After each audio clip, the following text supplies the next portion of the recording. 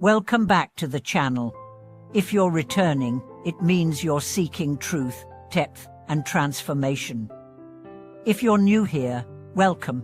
You're in for something truly powerful today.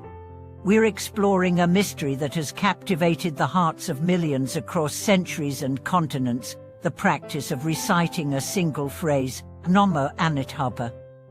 What if I told you this phrase, spoken sincerely, could carry infinite merit? What if your salvation, your peace, your liberation, your rebirth could all be wrapped in those 4 syllables? Could one phrase really carry that much power? Let's begin by understanding the essence of this practice. In Pure Land Buddhism, reciting the name of Amitabha Buddha, Namo Amitabha, is not merely a ritual, it's a lifeline, a vow-bound, universally accessible bridge to enlightenment. It is said that anyone who reciteth the name with sincerity and unwavering faith can be reborn in the Pure Land, a realm beyond suffering, beyond confusion, where spiritual growth is effortless and limitless. But why this phrase? Or these syllables? To understand, we must understand the nature of vows. Amitabha Buddha, in his countless kalpas of spiritual cultivation, made 48 vows. Chief among them was this: if, when I attain Buddhahood, sentient beings in the 10 directions, who sincerely and joyfully entrust themselves to me, and who wish to be born in my land, and call my name even 10 times, are not born, there may I not attain perfect enlightenment. That's not metaphor. That's a vow. That's the spiritual contract that binds this practice. When you say Namo Amitabha, you are stepping into that vow. You're not reciting for merit. You're reciting into refuge, into faith, into a promise that transcends your own limitations. Let me take you to a story. There was a man who had committed crimes in his youth: robbery, violence, abandonment. Later in life, after losing everything, he wandered into a small countryside temple.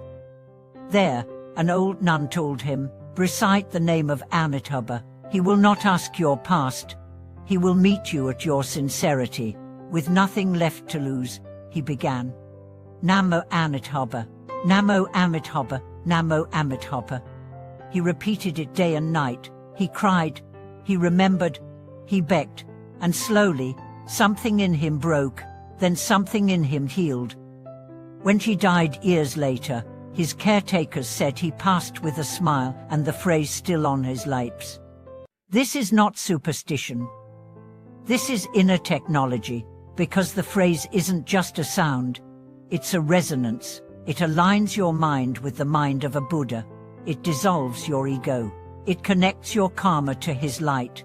And in that connection, transformation begins. But modern minds resist simplicity.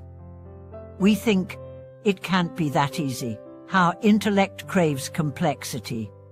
Our ego demands effort, but the path to the Pure Land is not built on your power, it's built on his. That's why we call this the path of the power. Not because we are lazy, but because we are honest enough to see we can't save ourselves alone. If you've ever tried to purify your mind through meditation, you know how stubborn thoughts can be. If you've ever tried to uproot greed or anger, you know how deep they run. But when you recite the Buddha's name, you're not trying to remove the dirt by hand. You're letting in the sunlight that evaporates it naturally. A great master once said, 1,000 lifetimes of karma can be erased by a single sincere recitation. And not because the karma disappears magically, but because your mind is no longer bound by it. You are aligned with the vow that transcends karma itself. Let's go deeper. In daily life, we recite names all the time. The names of celebrities, brands, ideas. Each name carries weight. Each name invokes identity. But most of those names bind us to desire, distraction, ego. When you recite Namo Amitabha, you invoke compassion. You invoke clarity. You invoke the power of infinite light and life. This isn't passive, it's active surrender. Each syllable is a turning away from self-power, a turning toward the light. Let me tell you about a woman in her 90s. She never read sutras, she didn't know philosophy. But every day, from morning to night, she whispered, Wamo Anithaba.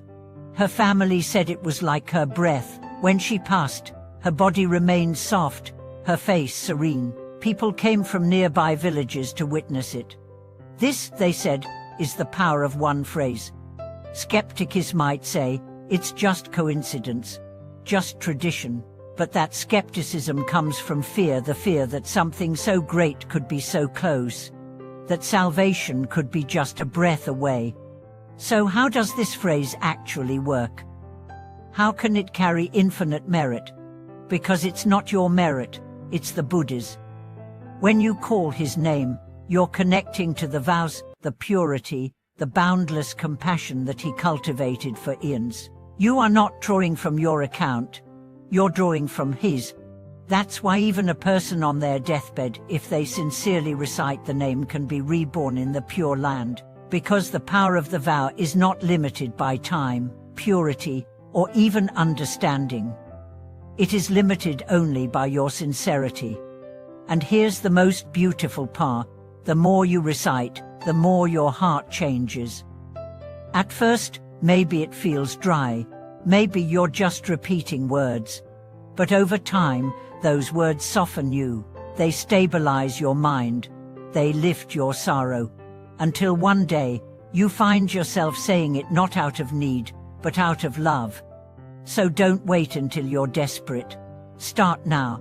Recite while walking, recite while washing dishes, recite while lying in bed. Make the name your companion. Let it be the rhythm of your life. Before we end, let's clear up a misconception. Some people think that reciting the name means you don't have to be moral, kind, or wise. That's not true.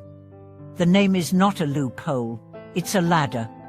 It raises your mind, sharpens your conscience, deepens your humility.